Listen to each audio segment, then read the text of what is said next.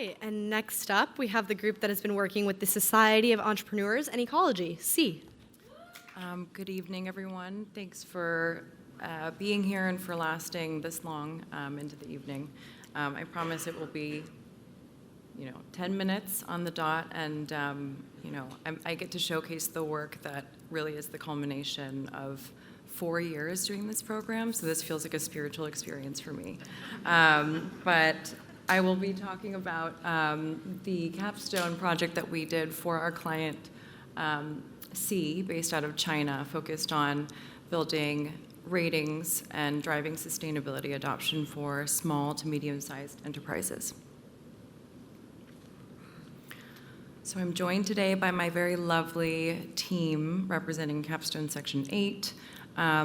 We are a team of 10 spanning multiple kind of areas of expertise, including consulting, operations, technical expertise, and with a very deep knowledge of corporate sustainability and sustainability data and metrics, which is a course that our fantastic advisor, Professor Don Guo, teaches, but I did not get to take.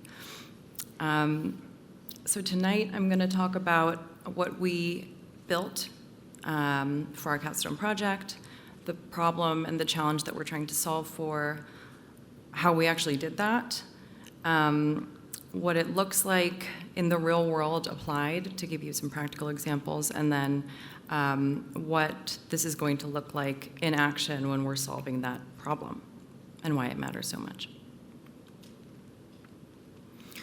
So we were tasked to develop a rating by our client, the Society of Entrepreneurs and Ecology, C, out of China. They actually had engaged a previous capstone cohort last year to develop a framework comprised of 4 different themes and indicators. And so, we were asked to build a rating that is specifically for small to medium-sized enterprises. And I'm going to clarify what that is because SME means different things to many different people. By definition, an SME is just a small business. In the US, as defined by the Small Business Administration, that is a company that's under 500 employees. So think about your local restaurant or, a medical supply manufacturer that provides those to hospitals and has revenue probably under $50 million. So very small businesses that are really the engine of the global economy. And that is kind of the target group, stakeholder group that C is trying to incentivize to adopt sustainability practices.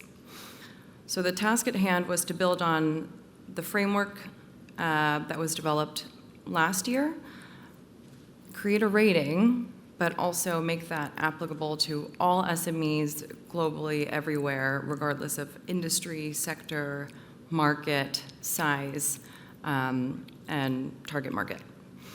So in a nutshell, the challenge that we're trying to solve for on that right-hand side box there is that these SMEs do not have any clear guidance. They don't have a clear place to start. There's a number of sustainability ratings, disclosure standards, and frameworks that some of the previous capstone projects have also touched on. But to your local business of 30 employees, that's not going to be a priority for them. And so what C is really trying to do here is to drive sustainability integration at scale by creating that rating. And so what we did was to create a tool that does just that. So the challenge at hand that we're solving for is actually loftier than what was scoped in the project. Our group is very ambitious. Many of them commuted very far and for very long to be here tonight, which is very representative of how dedicated I think our team is to this project. But we went beyond just creating another rating for the sake of having another rating to try and address the larger opportunity at hand. For me, this project was really exciting, and this is why I think we all signed up for this, because SMEs represent 90% of businesses globally, 70% of GDP. They employ 70% of full-time employees worldwide. But on the right-hand side there, you can see some recent headlines that touch on this issue that we're trying to solve for. They're losing business because they don't know where to start. They don't know how to make sense of sustainability or ESG or CSR. And that's a huge missed opportunity when you think about decarbonization and those SMEs being the majority of all the large corporates, their Scope 3 emissions. And so that's a really big gap in the market that we're trying to aim to change with our tool that we've built. So to contextualize this a little bit more, what this actually looks like in the real world is, a large corporate like an Amazon or a Google or a Pfizer will go to an SME and say, what are your Scope 1 and 2 emissions? Because they have their own decarbonization targets and they have their own Scope 3 reduction targets.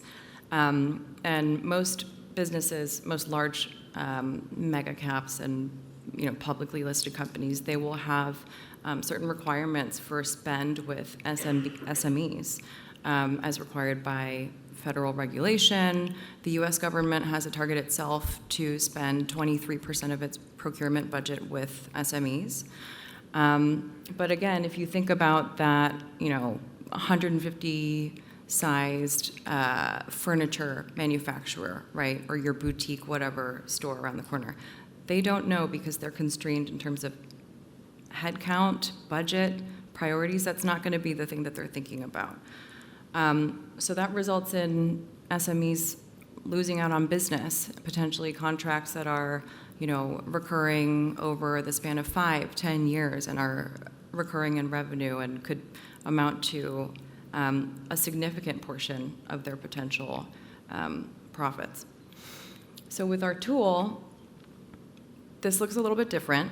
Our aim is that these SMEs will be able to clear the noise, make sense of all of the confusion, and actually be able to define sustainability by tying it to financial value and being able to generate not only their score in terms of how they're performing with regards to their industry, their size, the markets that they operate in, the markets that they're trying to expand into, but also very decision useful insights in terms of next steps, recommended gaps, what to prioritize so that they can meet whatever criteria or threshold to win that business that they're losing out on.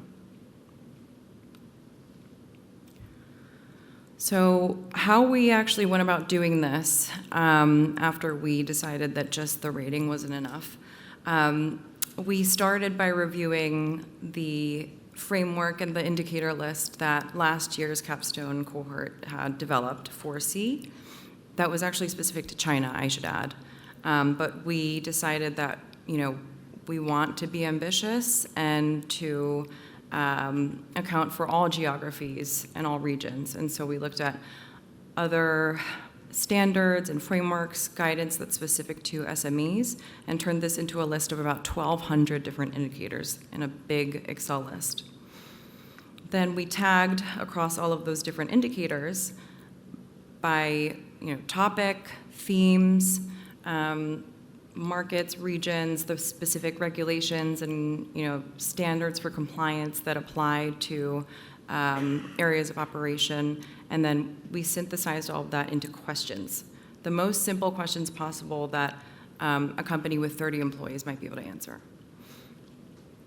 And then the last step in all of this, we applied AI to be able to synthesize the thousands of PDF files and documents that we aggregated over the course of this project to map those questions and those indicators to the different themes that the prior cohort last year had set out, and then to generate a score based on how applicable those topics and indicators were for that SME's industry, size, business goals, et cetera. So this is an example of what this looks like in its current form, I never expected to be a product developer or product lead, but this is like what technical people call a sandbox. And so in its current environment, an SME would go in, provide all of those inputs there on the left-hand side. Again, super, super simple compared to the other kind of ratings providers of the world and the data that they require, in addition to a fee for them to actually assess your performance. And then on the right-hand side, we have some of the sample questions that are generated using the tool and the methodology and the AI structure that Guy magicked on our team. So, it will ask whether a company has, scope 1 or 2 data, whether it tracks its utility bills, and kind of parses this all down to the most simple questions possible and allows the SME to kind of input very rapidly, very quickly responses in order to generate those scores that you see on the very right-hand side that will disappear when this is in live form, but are there as we toggle with UI, UX, and weighting.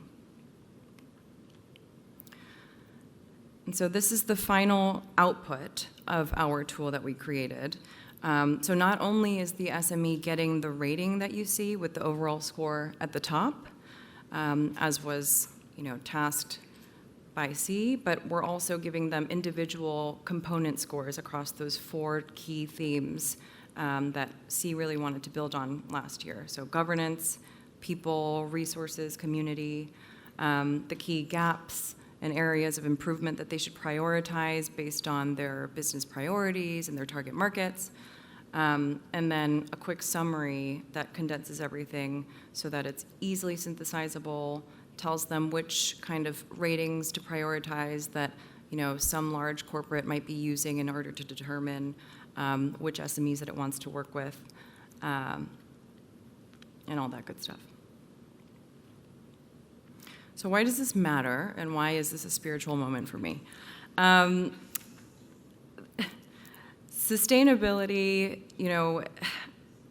means many different things to many different people, but this project and the tool that we've built has really kind of cleared the noise in a moment where we really need that, across geographies, across industries, across areas of practice. But this tool not only solves the issue that we set out to address, but it's very valuable in terms of the structure that we've created that's kind of proprietary. We created a tool that you can load up with any type of knowledge base. It could be PDF specific to not SMEs, but a different target audience. It could be specific to a certain topic under the umbrella of sustainability. But the value is not only in the rating and the tool that we've created, but it's in the structure of the methodology that we've created as well. And so this is really exciting because for SMEs, this allows them to make sense of all of the sustainability, ESG, alphabet soup, and actually action what they need to do in order to be able to win business, and define what sustainability actually means to them based on materiality, based on their different, industry topics. And then for buyers and for corporates, this becomes decision useful and comparable. There's a lot of different ratings kind of aggregators that exist today. You have to pay very fat fees in order to be able to use them. This is completely, well, right now it's free. This is completely free. It synthesizes across many different ratings, many different standards. And the opportunity at hand, again, is really to drive sustainability adoption for 90% of businesses worldwide. So when I think about the impact that has in terms of decarbonization, education, definition, and kind of reclaiming the term sustainability, it really clears the noise and makes it tangible, decision useful, and not just a burdensome reporting exercise. Thank you. Thank you. Yeah, comment slash question. Congratulations to you and your team. I think you took something really complex and made it accessible and clear to follow and understand. In full transparency, at the midterm point, I was kind of like, I knew I was gathering something, but I wasn't sure. But this made it really, really clear. So stellar work there. I'm curious, have you been able to case study it, even at this very early stage, like pre-beta stage? Like, have you been able to case study it with an SME, put them through the process, see what they understand or don't understand? And then a follow-up question, what is the next step with the tool in you and your team's mind? What is the next step? Yeah. Thank you for asking that question, because I would have forgotten to mention that the whole purpose of this project is to launch it at COP, which is the United Nations Conference on Climate Change, where nations convene every single year. The U.S. didn't go last year. I don't know if they will this year. But I think it's in Turkey this year. C plans to have a presence there, launch this tool, but we have successfully piloted the tool based on test SME data and some dummy information that we've been able to parse from the internet. If you were a mom and pop mining company, as our team likes to joke, you would get a very bad score, but maybe you would perform well on other individual score components, but it works. And our next step is to present this to C, and continue building that out from there. There's many, many more industries that we could add to this. Thanks for the walkthrough of the tool. Could you maybe speak a little bit more to how the model itself maybe dynamically updates? You mentioned kind of the methodology that your team went through of finding all of these research papers, like these 1,200 inputs into the model that then curated to the questions that were ultimately developed. Can you talk about how maybe it's pulling, let's say there are massive legislative changes in a certain region which might make the applicability of those questions change a little bit? Just kind of the dynamic nature of it, if you could speak to that a little bit. How much time do we have? Yes, absolutely. Not that much, okay. It was very complicated. It was all manual labor. Our team from the very beginning, in conducting our review of the indicators and all of the different standards and frameworks that the previous group had looked at, expanded to look at markets. Europe, APAC, it was pretty easy to kind of bifurcate that way.